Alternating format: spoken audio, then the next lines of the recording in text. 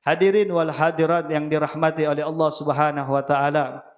Alhamdulillah, kita bersyukur kepada Allah Subhanahu wa taala karena pada malam hari ini kembali Allah Subhanahu wa taala menghubungkan daripada hati-hati hambanya, yang mana hati tersebut bermaksiat kepada Allah Subhanahu wa taala, jasadnya senantiasa bermaksiat kepada Allah, akan tetapi Allah sambungkan, Allah hubungkan hati dan batinia jasmani kita kepada baginda Nabi sallallahu alaihi wasallam, sehingga dengan terhubungnya hal tersebut, maka itu yang menjadi sebab kita mendapatkan curahan rahmat dari Allah Subhanahu wa taala. Maka sesungguhnya tidaklah kita hadir di tempat ini, Pak, Bu, terkecuali ada cinta di dalam diri kita kepada Nabi SAW. Kalau hanya fisik yang sehat, di luar sana jauh banyak lebih sehat dari kita, Pak. Kalau hanya masalah harta, di luar sana banyak yang lebih kaya daripada kita. Akan tetapi permasalahannya, apakah di dalam dirinya ada cinta kepada Nabi Muhammad? Maka perkumpulan kita pada malam hari ini berkat daripada cinta kita kepada Nabi SAW. Sebagaimana tema pada malam hari ini adalah cinta daripada sahabat kepada Nabi SAW. Kalau kita tanya, Pak, Bu, sahabat itu bagaimana cintanya kepada Nabi Muhammad? Maka tidak akan bisa kita gambarkan bagaimana cintanya sahabat kepada Nabi Muhammad. Karena sebaik-baiknya yang mencintai Nabi Muhammad itu adalah para sahabat. Maka semua sahabat yang duduk, bertemu, memandang wajahnya Nabi Muhammad, semua ada cinta yang luar biasa. Maka dari itu, Pak, Bu, kalau 1400 tahun lalu orang itu rindu sama Nabi Muhammad, pengen ketemu sama Nabi Muhammad, cukup mereka datang ke kota Madinah, datang ke Masjid Nabawi, atau datang ke rumah Nabi, insya Allah dia pandang wajah suci Nabi Muhammad.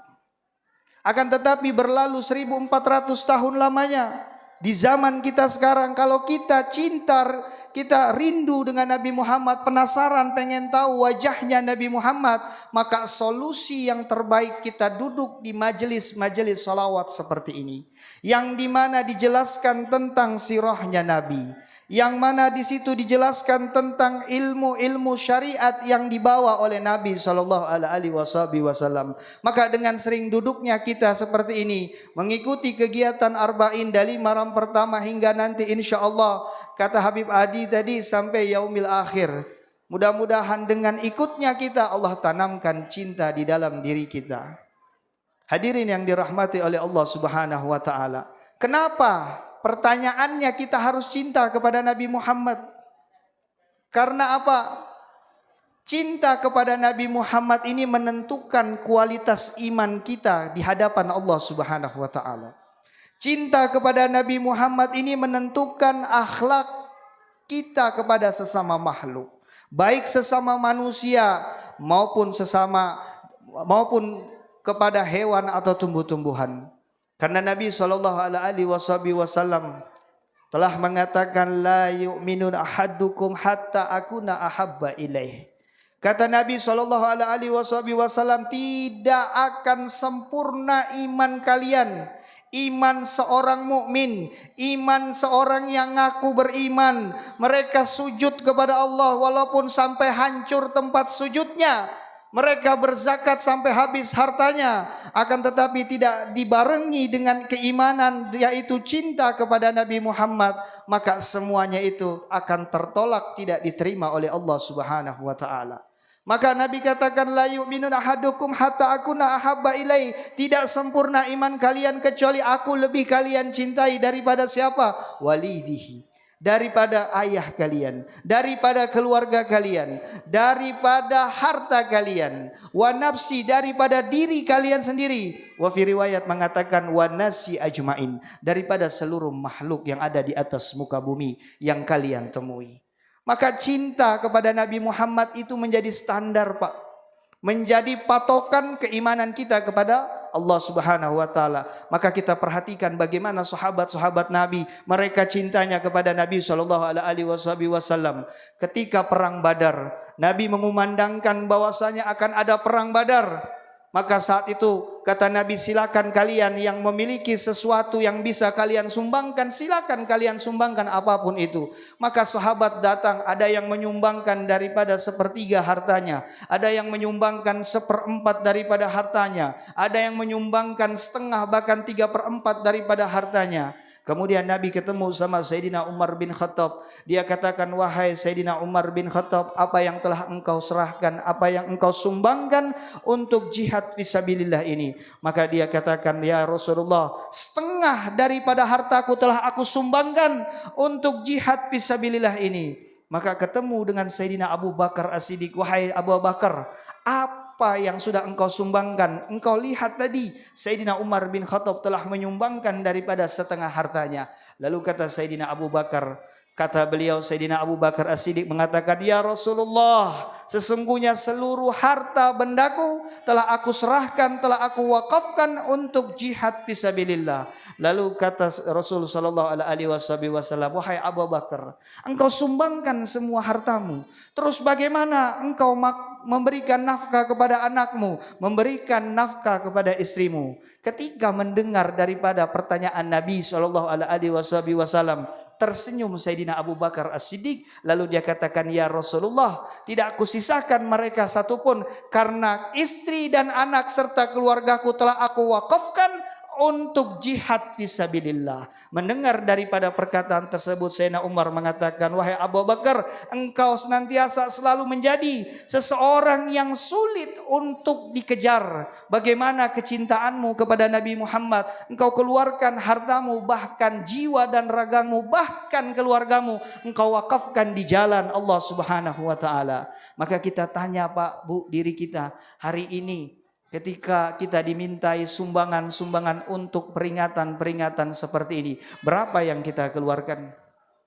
Terkadang kita mengeluarkannya perhitungan Pak, giliran pembagian nasi dikasih satu, protes. Apalagi ibu-ibunya siap-siap bawa tas, ada yang lebih-lebih dimasukin di dalam kantong plastiknya. Ketika keluar datang orang ketok pintu untuk minta sumbangan, berapa yang kita keluarkan? Maka ini satu pertanyaan buat diri kita sendiri. Bagaimana Sayyidina Umar bin Khattab? Sayyidina Umar bin Khattab dalam satu riwayat dijelaskan ketika dia memimpin jamaah haji. Saat dia menjadi seorang khalifah, memimpin jamaah haji dari kota Madinah menuju ke kota Mekah. Lalu tidak lama keluar daripada kota Madinah, kata Sayyidina Umar bin Khattab, kita sekarang istirahat, stop di pohon ini, kita istirahat di sini.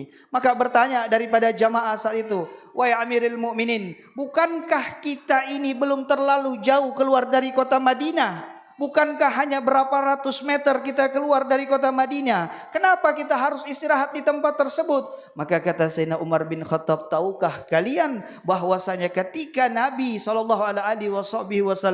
bersama dengan sahabatku Abu Bakar As-Siddiq, beliau melakukan hijrah dari kota Mekah menuju ke kota Madinah, tepat di tempat ini, tepat di bawah pohon ini, beliau istirahat menyandarkan daripada jasadnya, daripada tubuhnya di pohon sini. Maka kita bertabaruk dengan pohon ini, kita bertabaruk dengan tempat istirahatnya Nabi, kita istirahat di tempat tersebut. Mereka istirahat di tempat tersebut Pak. Tidak lama istirahat, kemudian melanjutkan daripada perjalanannya. Tidak jauh dari perjalanannya, lalu Sayyidina Umar katakan, wahai sahabat-sahabatku, di situ ada hamam. Hamam itu kamar mandi Pak. Di situ tempat Nabi SAW buang hajat. Maka kita semua di situ, ayo kita bertabaruk dengan tempat tersebut, kita buang hajat di tempat tersebut. Lalu bertanya sahabat yang lain, wahai Amirul Mukminin, kami tidak rasa pengen buang air kecil. Justru kami ini kehausan sehingga kami ini kurang minum dan kami tidak merasakan ingin buang air kecil. Lalu kata Sayyidina Umar, bukan masalah buang air kecilnya. Kita bertabaruk dengan tempat bagaimana Nabi SAW buang air kecil di tempat situ. Perhatikan Pak, bagaimana tempat yang dihinakan di atas muka bumi, yang dijadikan sarangnya jin, di situ mulia dikarenakan Nabi buang hajat di tempat tersebut. Maka mereka buang hajat di tempat tersebut. Tidak lama daripada itu melanjutkan perjalanannya, berbelok ke arah kiri unta daripada Sayyidina Umar bin Khattab, berbelok ke arah sebelah kanan daripada unta tersebut. Adang kalanya belok kanan, adang kalanya belok kiri, adang kalanya berjalan lurus. Maka semua daripada kabilah saat itu mengikuti dengan jalan belok kiri, belok kanan seperti itu. Lalu berteriak salah satu sahabat di belakang, "Wahai Amirul Mukminin, bukankah jalan lurus itu lebih afdol? Bukankah jalan lurus itu lebih baik, lebih cepat sampainya? Kenapa kita harus belok kiri, belok kanan? Sedangkan tidak ada rintangan, tidak ada halangan, tidak ada batu, tidak ada pohon yang menghalangi di depan kita." Lalu apa kata Sayyidina Umar bin Khattab? "Tahukah kalian mengapa aku membelok kirikan daripada untaku, membelok kanankan daripada untaku? Sesungguhnya aku ingin daripada langkah kaki untaku ini menginjak daripada langkah kaki bekas untanya Nabi sallallahu alaihi wasallam." Allahumma shalli ala Sayyidina Muhammad. Bagaimana sahabat Nabi mencintai Nabi sallallahu alaihi wasallam, bukan hanya dirinya yang ditarbiyah untuk mutabaah kepada Nabi Muhammad, akan tetapi dia mentarbiah daripada hewan-hewannya untuk mengikuti daripada tarigoh jalan untanya Nabi sallallahu alaihi wasallam. Maka mendengar dari perkataan tersebut, berkata daripada sahabat di belakang mengatakan, "Ya Amirul Mukminin, anta majnun, kamu gila. Sampai sedemikian itu engkau mengikuti Nabi sallallahu alaihi wasallam." Ini Pak, Bu, yang dikatakan cinta. Orang kalau sudah cinta itu memang gila, akan melakukan sesuatu yang di luar daripada nalar manusia. Dan ini bukan hanya daripada Sayyidina Umar bin Khattab, akan tapi diikuti oleh anaknya Abdullah bin Umar. Saat itu beliau senang mengikat untanya di bawah satu pohon kurma, Pak. Yang mana untanya diikat di situ. Kemudian kalau tidak ada untanya, beliau yang suka mutar-mutar di samping daripada pohon kurma. Lalu ditanya, "Wahai Abdullah bin Umar, kenapa engkau mutar-mutar? Saya sering perhatikan engkau mutar-mutar di tiang tersebut. Bukankah kalau engkau memang pengen tawaf, silakan engkau pergi ke kota Mekah. Engkau tawaf di muka Ka'bah jauh lebih afdol daripada di depan tiang tersebut."